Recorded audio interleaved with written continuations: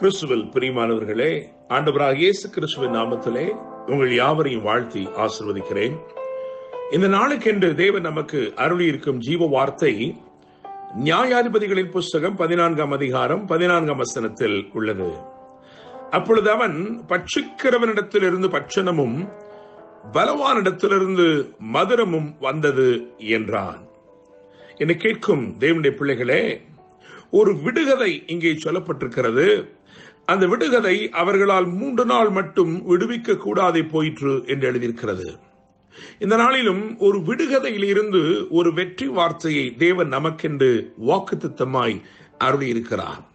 என கேட்கும் தேவனுடைய பிள்ளைகளே, சிம்சோன் என்னும் ஒரு பராக்கிரமசாலியின் அவனுடைய வாழ்க்கையில் நடந்த சம்பவங்கள், அவைகளைத்தான் இந்த 14ஆம் அதிகாரம், 15ஆம் அதிகாரம் மற்றும் 16ஆம் அதிகாரத்திலே எழுதியிருக்கிறது.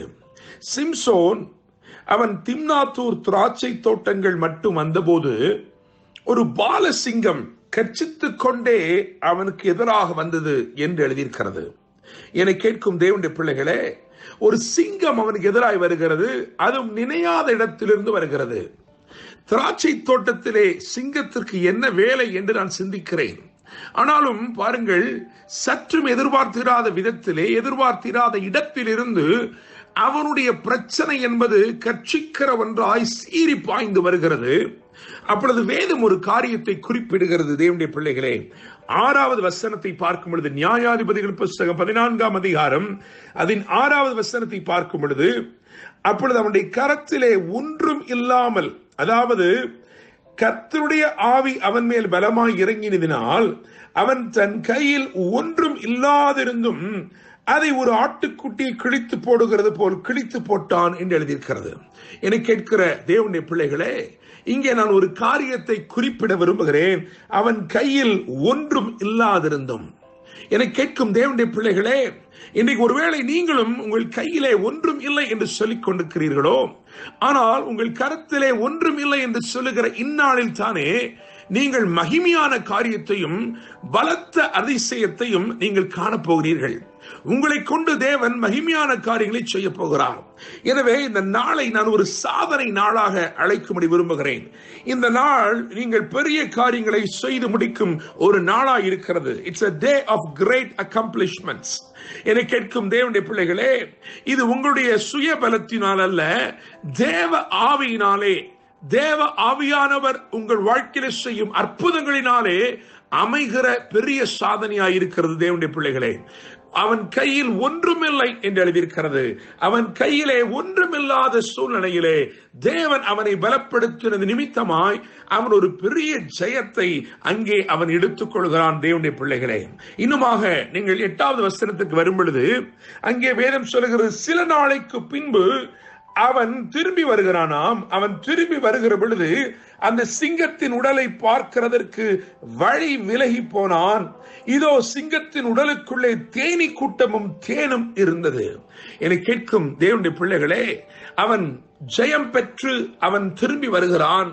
அவன் திரும்பி வருகிற பொழுது பாருங்கள், அவன் அங்கே அந்த சிங்கம் அங்கே அதன் உடல் அங்கே கிடக்கிறது.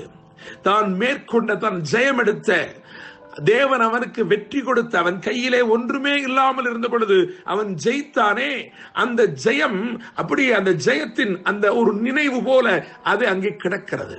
அந்த சிங்கம் அங்கே கிடக்கிறது, சிங்கத்தின் உடல் அங்கே கிடக்கிறது. வேதம் சொல்லுகிறது, அதற்குள்ளே தேனும் தேனீ கூட்டமும் இருந்ததாம். என்னை கேட்கும் தேவனுடைய பிள்ளைகளே, நினைத்து பார்க்க முடியாத விதமாய் அமைந்த ஒரு அதிசயத்தை பாருங்கள். வெற்றி பெற்று போனான், இப்பொழுது திரும்பி வருகிறான். அவன் நினைக்க முடியாத விதமாய் நன்மை அவனுக்காய் காத்திருக்கிறது. நாற்றம் எடுக்கக்கூடிய இடத்தில் இருந்து நினைத்திராத நன்மை புறப்பட்டு வந்தது. என கேட்கும் தேவனுடைய பிள்ளைகளே, இதைத்தான் ஆண்டவர் உங்கள் வாழ்க்கையிலே வாக்கு பண்ணுகிறார்.